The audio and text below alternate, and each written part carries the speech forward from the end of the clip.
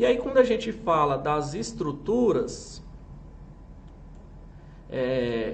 da hemoterapia, a gente tem uma infinidade de possibilidades de atuação dentro dessa área. Então, para você que tem interesse, aí, que tem curiosidade de saber aonde eu posso atuar dentro do banco de sangue, da hemoterapia, o que que faz um especialista em hemoterapia em banco de sangue, né? Onde ele atua, onde ele pode atuar. Então, a hemoterapia realmente é um mundo de possibilidades, tá certo? Então, você pode atuar desde um hemocentro, e aí quando eu falo do hemocentro, pode ser aquele hemocentro coordenador regional, tá? E esse hemocentro, você tem todas as fases do ciclo do sangue. A gente vai falar um pouco do ciclo do sangue, mas engloba desde a captação do doador, a triagem clínica, a coleta, né, desse hemocomponente, a parte de processamento desses hemocomponentes, a separação ali dos componentes plasmáticos, dos componentes eritrocitários, dos componentes plaquetários, toda a parte de armazenamento, o controle ali da temperatura, das câmaras frias, a parte de transporte desse hemocomponente para chegar lá na agência transfusional com qualidade, com a temperatura que seja adequada para não perder a qualidade desse hemocomponente, e também a parte laboratorial, né? Nos hemocentros a gente tem os laboratórios de imunohematologia do doador, responsável por aqueles testes de classificação imunológica do sistema ABO, RH, da pesquisa de anticorpos irregulares, da pesquisa de hemoglobina S, para ver se o doador é ou não um traço falcêmico, por exemplo. Outros testes, como testes de fenotipagem, para determinar os antígenos eritrocitários daquele doador.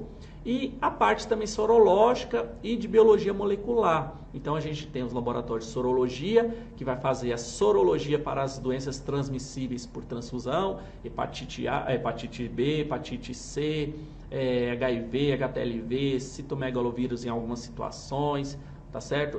Doença de Chagas, sífilis, tudo isso é feito lá na parte de sorologia. E a parte de biologia molecular, ela é restrita à pesquisa ali do material genético de alguns vírus, como o vírus da hepatite B, o vírus da hepatite C e a biologia molecular para a detecção do material genético do HIV. Então, tudo isso é feito lá no Hemocentro Coordenador de uma forma centralizada. Então, em todas essas áreas que eu falei, é necessário a gente ter aquelas pessoas com treinamento, que tenha especialização naquela área, que tenha conhecimento daquele assunto, porque a gente precisa dos profissionais para atuar em diversas áreas aí, né? Então é uma possibilidade de atuação, com certeza, uma das mais cobiçadas, né, de muitas pessoas que gostam dessa área, né, é trabalhar num hemocentro coordenador, porque lá ele pode desenvolver uma infinidade de atividades ali relacionado à área, beleza? Além disso, então o hemocentro faz essa parte. Alguns hemocentros possuem até, inclusive, agência transfusional. Outros não, como o Hemocentro de Brasília, não possui agência transfusional.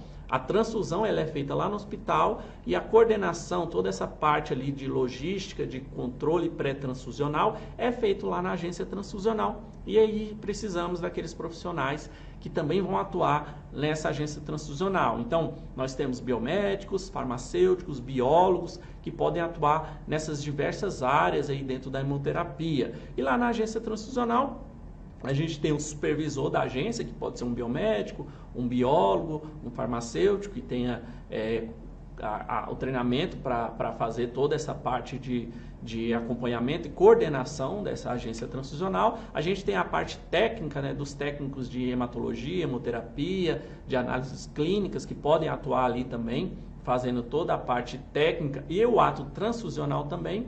E a gente tem a equipe dos responsáveis técnicos, né, que geralmente é um hemoterapeuta, um médico hematologista, que faz todo esse controle ali que é necessário se ter ali dentro de uma agência transfusional, para garantir o quê? Garantir que o sangue seja transfundido da melhor forma possível e que o paciente que recebeu esse hemocomponente não sofra nenhuma consequência grave, visto que toda transfusão ela tem um risco em si. Então, por mais que tenha toda essa parte de controle de qualidade, toda essa parte que garanta que o hemocomponente chegue com qualidade, não tem como a gente falar que uma transfusão é 100% eficaz. Então, precisa ter todo esse controle, inclusive pós-transfusional, lá dentro da AT. Então, é muito importante a presença desse responsável técnico. Beleza? Temos também os laboratórios especializados, outra área de atuação aí, para você que tem interesse. E aqui entra laboratórios de imunohematologia de pacientes, por exemplo, que são laboratórios que vão dar suporte para imunohematológico para esses pacientes que não, pacientes complexos, né? Pacientes que, no qual a gente não consegue encontrar um hemocomponente adequado para ele. Então, existem diversas ferramentas dentro de um laboratório de imunohematologia avançada que vão permitir que eu transfunda um hemocomponente com maior segurança para esse paciente, visto que a gente tem vários testes pré-transfusionais, um deles é a prova de compatibilidade, ou seja, eu simulo ali na minha reação ali no laboratório, como que poderia ser se eu transfundisse esse hemocomponente, eu simulo in vitro, o que poderia ocorrer em vivo para esse paciente. E aí, em muitos casos, eu não acho uma bolsa compatível para aquele paciente. São pacientes complexos, com anticorpos, vários anticorpos envolvidos aí, que já foram desenvolvidos por esses pacientes. Alguns pacientes com autoanticorpos também que atrapalham ali nas reações. E aí eu preciso de um suporte avançado de um laboratório especializado como imunohematologia de pacientes, que também ajuda, que é uma das áreas de atuação. Aqui em Brasília, o laboratório de imunohematologia de pacientes, ele fica dentro do Hemocentro, tá? Então, a maioria no Brasil, a maioria dos casos de laboratório de imunohematologia fica dentro do próprio Hemocentro, tá certo? Aí existem outros laboratórios, como o laboratório de hemostasia, que faz toda aquela parte de testes relacionado ao diagnóstico da hemofilia, do acompanhamento dos pacientes com hemofilia. Então, por exemplo, aqui no Hemocentro de Brasília, a gente tem um ambulatório que faz o atendimento dos pacientes com hemofilia. E aí existe os laboratórios especializados para fazer um acompanhamento, a dosagem lá dos fatores, os exames lá da coagulação, para tentar dar um tratamento da melhor forma possível para esses pacientes, tá certo? Outro laboratório especializado, por exemplo, é o laboratório de transplante, de imunologia de transplante, onde fazem toda aquela parte de tipagem HLA. Então, por exemplo, a gente tem um laboratório de transplantes aqui no Hemocentro de Brasília, que faz tanto a parte do REDOME, né, que é a rede lá que envolvido ali no cadastro de doadores voluntários que queiram fazer parte do cadastro de voluntários de doadores de medula óssea.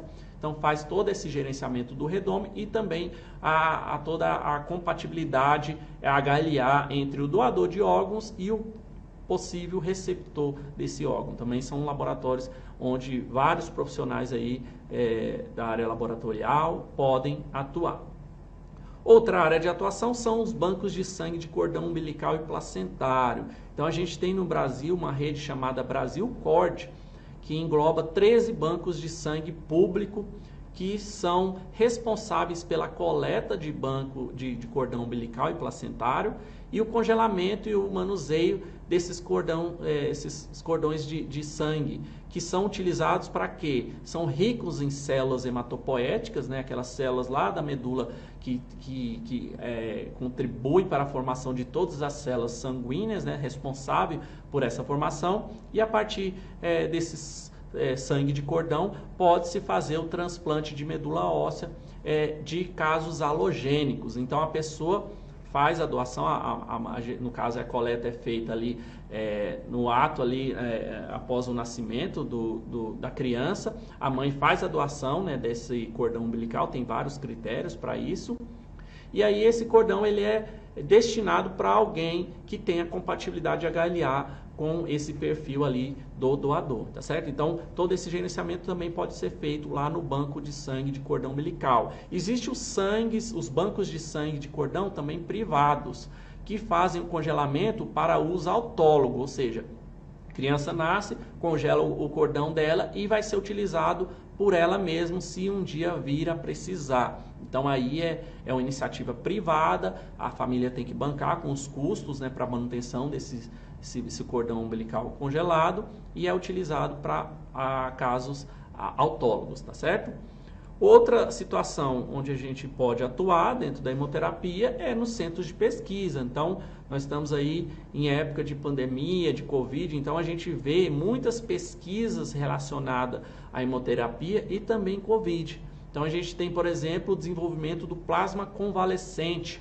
A gente tem várias pesquisas aí, inclusive o Hemocentro de Brasília participa de uma pesquisa em parceria com a UNB, com o HRAM, para o uso de plasma convalescente, ou seja, plasma de pacientes que foram curados da Covid, ou seja, pacientes que já tiveram Covid, desenvolveram anticorpos, esses anticorpos estão em títulos altos, feita a coleta desse plasma, ali tem uma técnica de coleta por aferes, né, uma técnica automatizada, retira o plasma lá no hemocentro desse paciente e esse plasma vai ser transfundido em pacientes graves que apresentam sintomas graves da doença, porque aí há uma transferência passiva de anticorpos de pacientes recuperados para pacientes graves, e tem mostrado alguns estudos que isso tem ajudado muito na recuperação desses pacientes. Então, centros de pesquisa, a gente tem vários aí pesquisa, esse é um exemplo, né?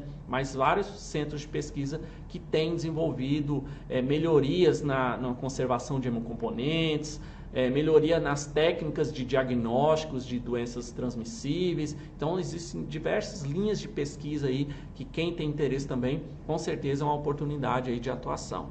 A parte de gestão também, visto que tudo isso que a gente falou, a gente precisa o quê? Um gerenciamento, uma parte de gestão. Então, eu preciso ter gestores lá dentro do Hemocentro, dentro da agência transfusional, dos laboratórios especializados, que primeiramente, que conhecem a realidade, né? Que conhecem o trabalho manual, a rotina de trabalho ali do seu setor, e aí a partir desse perfil de pessoas, né, que tem essas habilidades de gestão, ele pode virar um gestor ali daquele núcleo, daquela gerência, daquela diretoria ou daquela agência transfusional, por exemplo, e aí vai atuar na gestão de qualidade, gestão de risco, a gestão de insumos, a gestão de equipamentos, gestão de pessoa. Então tudo isso, essa parte gerencial é muito importante também, é uma das áreas de atuação aí dentro da hemoterapia. Então a gente tem, por exemplo, no Hemocentro de Brasília, a maioria dos gestores da área técnica, né, a área que faz exame, que gerencia a bolsa, que faz a coleta, são biomédicos, enfermeiros, são farmacêuticos, biólogos, que conhecem do serviço e conhecem da sua rotina, e aí acaba se tornando gestor daquele local ali para fazer todo esse tipo de gerenciamento na sua unidade. Então, tudo isso também pode ser feito ali dentro do campo da hemoterapia, tá certo? Então, deixa eu dar uma olhada aqui se tem alguma pergunta. Não, vamos dar continuidade aí. Qualquer coisa vocês vão falando aí, a gente vai discutindo. Então, vamos dar continuidade.